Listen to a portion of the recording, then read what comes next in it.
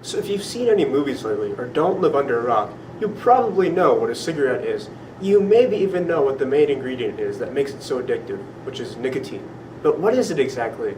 And is it bad for you? And why do 18% of American adults inhale this stuff into their lungs? Yes, that's 18%. Approximately 42.1 million people lighting up their cigs to get their nicotine fix. It's a big deal.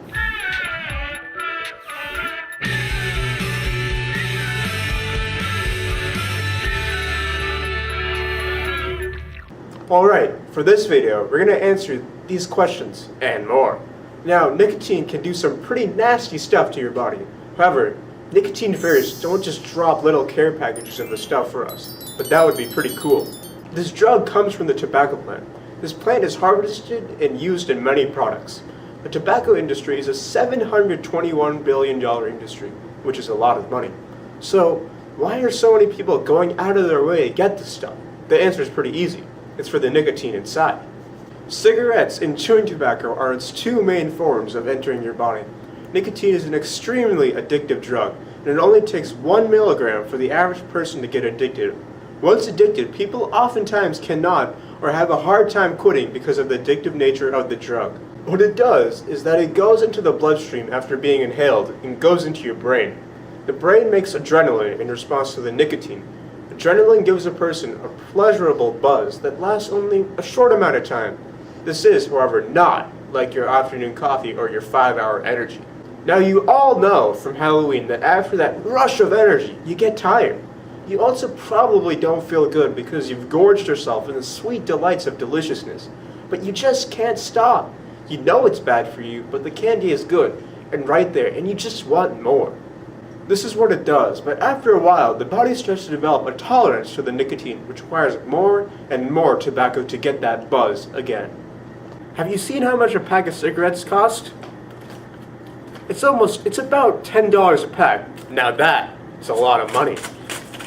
6 packs is almost worth as much as a brand new video game. I mean, come on.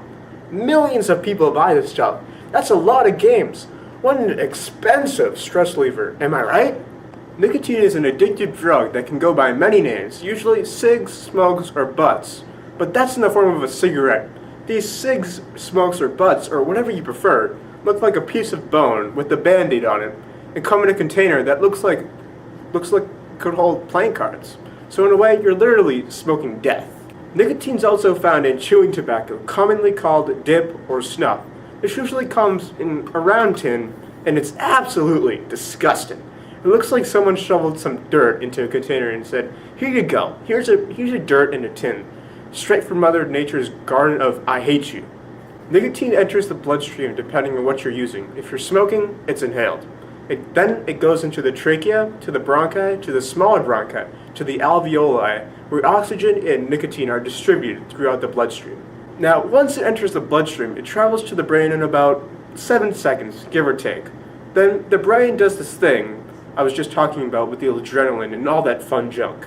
Well, how exactly does the brain do this? In the brain, there are these things called neurotransmitters, and there are several types of them. The one that we're going to talk about right now is called acetylcholine. This type of neurotransmitter causes the release of other neurotransmitters and hormones that affect mood, appetite, memory, and much more. When nicotine gets to the brain, it attaches to the acetylcholine receptors and mimics the effects of acetylcholine. Now with chewing tobacco, it's different. There are shards of glass that will cut your gums and make it so that the nicotine is directly transferred to your bloodstream. Gross. Then, it pretty much does the same thing there. Nicotine is actually really addictive, though some people may have an easier time quitting than others. The effects of withdrawal are not pretty. People can be pretty irritable, restless, depressed, anxious, angry, and frustrated. It's also known that people have trouble sleeping and have stomach pain when they're trying to quit. There have been reports of people losing their appetite and losing weight, as well as an increased metabolism. A lot of the time, the user reverts back to using nicotine to be relieved of these symptoms. Nicotine users between the ages of 15 and 21 risk damaging their prefrontal cortex, which helps them make decisions. The more important nicotine that is used by the user, the less active this part of the brain becomes, and it's sort of important because you need this part of your brain to be healthy.